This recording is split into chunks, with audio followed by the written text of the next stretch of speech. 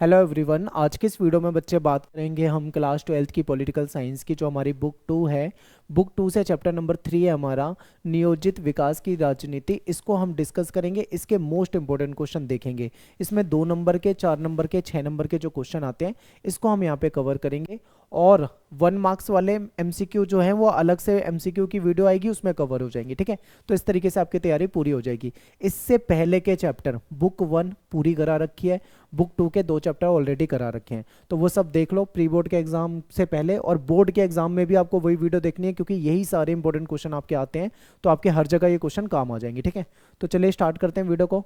और देखो, चैप्टर की वीडियो हमने सब सारे के सारे चैप्टर करा रखे हैं। ठीक है, सभी चैप्टर आपको पहले से करा रखे हैं और लाइव क्लास में आपके एमसीक्यू करा रखे हैं। लेकिन जिस चैप्टर के एमसीक्यू बच गए हैं, ठीक है, अगर मान लो किसी चैप्टर के एमसीक्यू नहीं कराए तो उसकी वीडियो भी जल्दी आ जाएगी। ठीक है, और वेबसाइट पे आपको नोट्स मिल जाएंगे फ्री में, eklavyastudypoint.com। ये हमारी वेबसाइट है, गूगल पे जाके सर्च करना है, क्लास 12th में जाना है, सब्जेक्ट में जाना है, और जो भी आप देखना चाहें तो टेबल आ जाएगी आपके सामने, उसमें से आप देख सकते हो।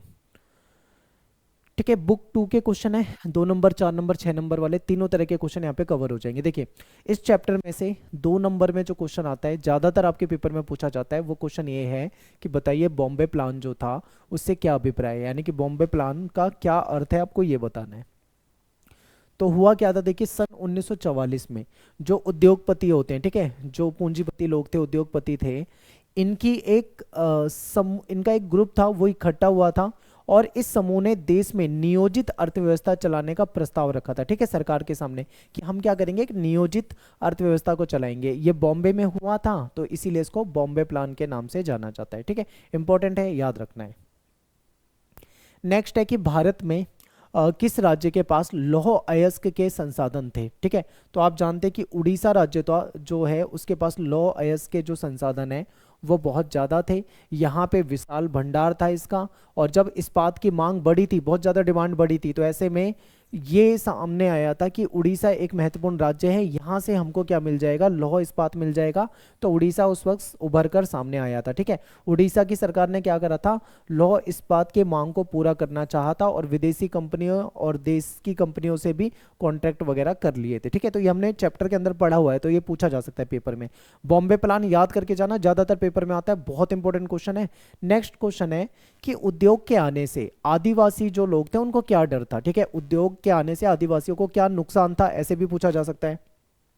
तो देखिए, आदिवासी लोग जो थे वो डर रहे थे, किस बात को लेकर डर रहे थे, कि अगर उद्योग आ जाएंगे तो ऐसे में उनको विस्थापित होना पड़ेगा, यानी कि अपना घर बार छोड़ के उनको वहां से जाना पड़ेगा, कहीं और विस्थापित होना पड़ेगा। ठीक है, उनकी रोजी रोटी छिन जाएगी, यानी उनका रोजगार छिन जाएगा, उनकी आजीविका छिन जाएगी, तो इसलिए वो आदिवासी लोग जो थे वो उद्योग के आने से डर रहे थे। ठीक है, अगला क्वेश्चन देखते हैं। पंचवर्षीय योजना क्या है, ये आपसे पूछा जा सकता है। इसी में आपका एक हरित क्रांति वाला टॉपिक भी होता था, लेकिन वो डिलीट है, तो हमें वो नहीं पढ़ना है। ठीक है, तो पंचवर्षीय योजना जो है इसको देख लेते हैं। तो सरकार, ये क्या था, पंचवर्षीय योजना एक 5 ईयर प्लान होता था। ठीक है, पूरे 5 साल का प्लान बना दिया जाता था सरकार के द्वारा, जिसके तहत किसी एक क्षेत्र पे, मान लो शिक्षा के क्षेत्र पे काम करना है, तो यानी उस 5 साल में शिक्षा के क्षेत्र में ज़्यादा काम किया जाएगा। शिक्षा को, उसके जो गिरे हुए स्तर को उसको सुधारेंगे, नई नई यूनिवर्सिटी बनाना, करिकुलम ठीक करना, बहुत सारी चीज़ हो जाती है। ठीक है, एग्जाम्पल मैं समझा रहा हूँ। तो क्या है कि आप ये कह सकते हो कि पंचवर्षीय योजना एक ऐसा डॉक्यूमेंट है, एक ऐसा दस्तावेज है जिसमें अगले 5 साल की, ठीक है, आमदनी और खर्च का पूरा एक योजना बनानी होती है। केंद्र सरकार और राज्य सरकार के बजट को 2 हिस्सों में इसमें बांट दिया जाता है। इसको पंचवर्षीय योजना के नाम से हम जानते हैं, और ये कहाँ से लिया गया है, सोवियत संघ से लिया गया है। 1 मार्क्स के एमसीक्यू में पूछा जा सकता है कि बताइए ये जो पंचवर्षीय योजना है, ये 5 ईयर प्लान जो है, ये कहाँ से लिया गया है। ऑप्शन में आ जाएगा यूएसए से, यूएसएसआर से, इस तरीके से। ठीक है, आपसे पूछा जा सकता है, इंपॉर्टेंट है। तो ये हमारा पंचवर्षीय योजना है। फिर इसके बाद आपसे पेपर में पूछा जा सकता है पहली पंचवर्षीय योजना के बारे में बताओ। तो पहली पंचवर्षीय योजना क्या थी, तो ये देखो, ये योजना जो थी, पहले ये समझना है कि योजना कब आई थी। तो ये 1951 से 56 आई थी, इतना याद रखना है। किस क्षेत्र पे थी, तो इसमें जो फोकस किया गया था वो कृषि क्षेत्र पे किया गया था, ठीक है, यानी कि कृषि पर इस पे ध्यान दिया गया था, कृषि के विकास पे ध्यान दिया गया था। फिर कौन ये मॉडल लेके आए थे? तो के एन राज जो हैं, ये एक विद्वान थे, अर्थशास्त्री हैं, इनका ये मॉडल था। इन्होंने कहा था कि हमको अगर देश को गरीबी से निकालना है, ठीक है, क्योंकि उस समय में देश में गरीबी बहुत थी, गरीबी से निकालना है, इसलिए ये मॉडल लेके आए थे। और इन्होंने ये भी कहा था कि हमें अपने विकास की जो गति है ना, वो हमें धीमी रखनी है, ठीक है, यानी कि हमको धीमी चाल से विकास करना चाहिए, इन्होंने ये बताया था, ठीक है। इस पहली पंचवर्षीय योजना में बांध और सिंचाई, ठीक है, बांध और सिंचाई के जो बड़े बड़े प्रोजेक्ट थे, इस पे काफी पैसा खर्च हुआ था। भाखड़ा नांगल जो डैम थी, जो परियोजना थी, ये बहुत भारी भरकम पैसा इसमें खर्च किया गया था। भूमि सुधार पे जोर दिया गया था, ठीक है। तो ये पहली पंचवर्षीय योजना है और इससे रिलेटेड क्वेश्चन आता है आपके पेपर में, तो आपको ये याद करके जाना है। अब अगला क्वेश्चन है कि दूसरी पंचवर्षीय योजना जो है उस पर चर्चा करो, ठीक है। तो दूसरी पंचवर्षीय योजना जो है, इसमें उद्योग पे ध्यान दिया गया था, जो कि खासकर भारी उद्योगों पे, ठीक है। तो ये हुई थी 1956 से 1961 में, और इसमें औद्योगिक क्षेत्र पे या औद्योगिकरण पे ज्यादा ध्यान दिया गया था, ठीक है। और इसका ये किसका मॉडल था? पीसी महालनोबिस। ये भी क्या है, महत्वपूर्ण है, इंपॉर्टेंट है, याद करके जाना, एमसीक्यू में पूछा जा सकता है, ठीक है। तो इनका ये मॉडल था। उद्देश्य क्या था इसका? कि तेज गति से विकास करना। पहले वाली जो पंचवर्षीय योजना था उसमें क्या कहा गया था कि हमें धीमी गति से, धीमी चाल से विकास करना है, लेकिन इन्होंने बोला नहीं, धीमे से काम नहीं चलेगा, हमें तेज गति से विकास करना है। और विकास कैसे हो सकता है? जब हम औद्योगिक क्षेत्र पे ज्यादा पैसा खर्च करेंगे, यानी उद्योगों पे ज्यादा पैसा खर्च करेंगे, इनका ऐसा मानना था, ठीक है। आगे देखिए, देसी उद्योगों का संरक्षण, यानी जो देश के उद्योग है उनका संरक्षण किया गया। और बाहर से आने वाली चीज़ों पे क्या करते थे? ये शुल्क लगाते थे, यानी अगर हम बाहर से कोई चीज़ खरीदते हैं, ठीक है, तो उस पर भारी शुल्क लगा दिया जाता था, भारी टैक्स लगा दिया जाता था, जिससे कि कहीं ना कहीं देसी उद्योगों को संरक्षण दिया जा रहा था। इसको संरक्षणवाद की नीति भी कहा जाता है, ठीक है। इसका क्या हुआ? संरक्षणवाद का फायदा हुआ हमें या नुकसान हुआ? तो हमको इसका कुछ नुकसान उठाना पड़ा था, ठीक है, जो कि 1991 में जो हमारी नई आर्थिक नीति अपनाई गई थी, तो इस सिस्टम को खत्म कर दिया गया था। फिर क्या है, इस दौरान जो दूसरी पंचवर्षीय योजना है, इसमें बिजली के क्षेत्र में, इस्पात के क्षेत्र में, रेलवे, संचार, ठीक है, इन सब चीजों पे बहुत ज्यादा काम किया गया। तो ये इंपॉर्टेंट है, पूछा जा सकता है। और जो मैं आपको इस वीडियो में बता रहा हूँ ना क्वेश्चन, वहीं से क्वेश्चन आएंगे बिल्कुल। थोड़ी बहुत लैंग्वेज चेंज कर सकते हैं, बाकी जो टॉपिक बता रहा हूँ उससे बाहर से क्वेश्चन नहीं आएगा, इसलिए इन क्वेश्चन को बहुत ध्यान से याद करके जाना है, सारे इंपॉर्टेंट है, चाहे आपका प्री बोर्ड हो, बोर्ड हो, कोई भी एग्जाम हो, इससे बाहर नहीं आएगा, ठीक है। केरल मॉडल क्या है, इसके बारे में आपको बताना है। तो देखिए, केरल में जो विकास के लिए इन्होंने जो योजना अपनाई थी, ठीक है, उसी को हम एक तरह से केरल मॉडल कहते हैं। तो केरल में विकास और नियोजन के लिए जो इन्होंने मॉडल अपनाया, इसको हम केरल मॉडल कहते हैं। इसमें क्या था कि एजुकेशन पे, भूमि सुधार पे, खाद्य वितरण पे, यानी जो राशन वगैरह वितरण होता है उसमें, और गरीबी उन्मूलन, गरीबी को खत्म करने के लिए इस पे क्या हुआ था? कार्य किया गया था। इन सारी चीजों पे कार्य किया गया था, ठीक है। और क्या था भाई, यहाँ पे केरल में 100% साक्षरता है, ठीक है, यानी कि यहाँ पे सभी लोग क्या है? साक्षर है। साक्षर का मतलब ये मत सोचना कि सभी लोग बिल्कुल पढ़े लिखे हैं। साक्षर का मतलब होता है कि व्यक्ति थोड़ा बहुत पढ़ना लिखना जानता हो, ठीक है, यानी कि कोई अपना सिग्नेचर करना भी जानता है ना, बाकी कुछ नहीं पढ़ पाता, तो वो साक्षर कहलाएगा एक तरह से। तो यहाँ पे 100% क्या है? साक्षरता है। स्वतंत्रता के बाद भारत के समक्ष विकास के 2 मॉडल कौन से थे? भारत ने इनमें से कौन सा मॉडल अपनाया था और क्यों अपनाया था? और इसकी आलोचना भी हुई थी भाई, ये भी पूछ सकते हैं इसकी आलोचना किसने की थी। अब देखो, एक ही क्वेश्चन में ना बहुत सारी बातें पूछ ली है कि स्वतंत्रता के समय भारत के सामने विकास के 2 मॉडल कौन से थे, ठीक है, फिर उन मॉडल में से भारत ने कौन सा अपनाया या कौन सा नहीं अपनाया, ठीक है, और फिर उसकी आलोचना हुई तो वो कैसे हुई, किसने करी। यानी कि एक क्वेश्चन से 3 से 4 बातें पूछ ली है। तो इसी में से हो सकता है पेपर में कोई एक बात पूछ ले, तो क्वेश्चन यही रहेगा, थोड़ी सी लैंग्वेज घुमा देंगे, ठीक है। तो देखते हैं, जब देश आजाद हुआ था भारत, तो उसके सामने विकास के 2 मुख्य मॉडल थे।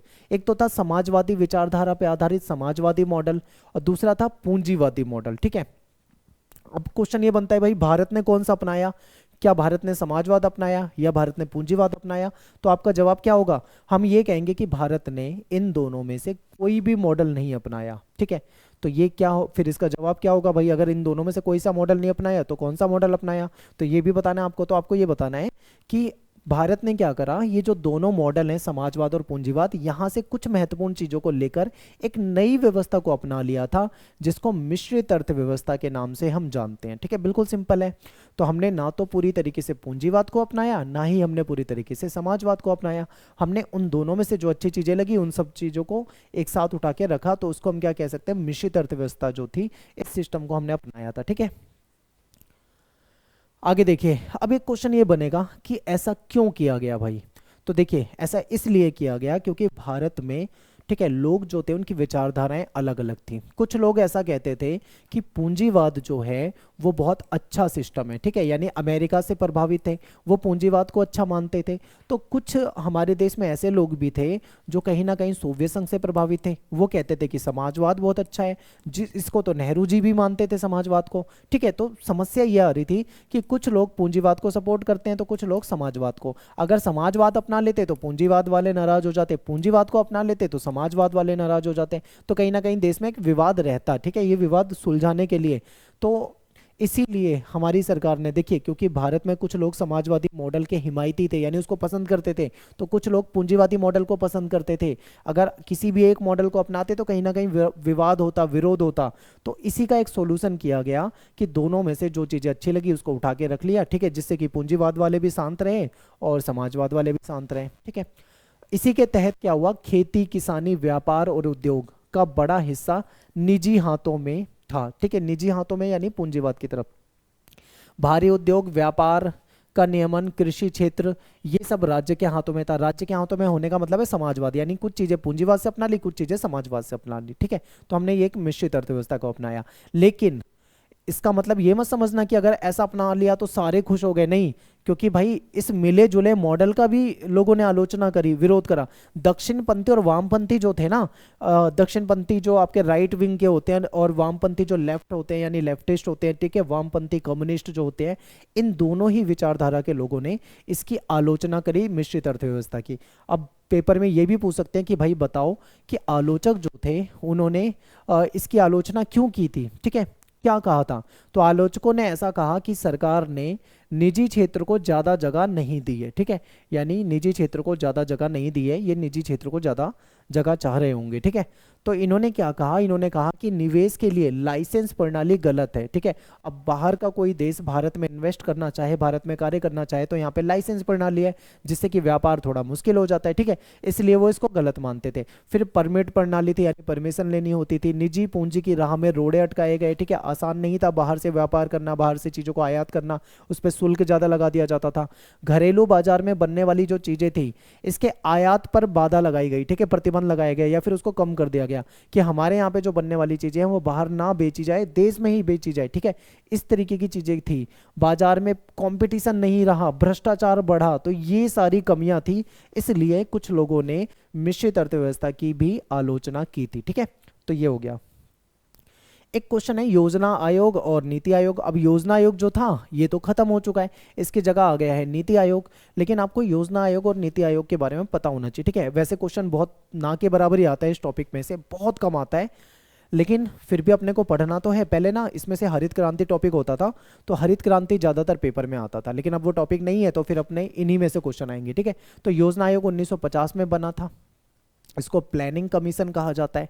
ठीक है, प्लानिंग कमीशन जो है ये पंचवर्षीय योजना बनाता था, क्योंकि जब हमारे यहाँ पे 5 ईयर प्लान चलते थे उसको बनाने का काम योजना आयोग करता था। ठीक है, इसके अध्यक्ष जो होते थे वो देश के जो प्राइम मिनिस्टर होते हैं, ठीक है, जो भी प्राइम मिनिस्टर है वो सब इसके अध्यक्ष होते थे। फिर मंत्रिमंडल की मंजूरी के बाद इसकी जो सिफारिशें होती थी उसको लागू किया जाता था। ठीक है, तो ये योजना आयोग है।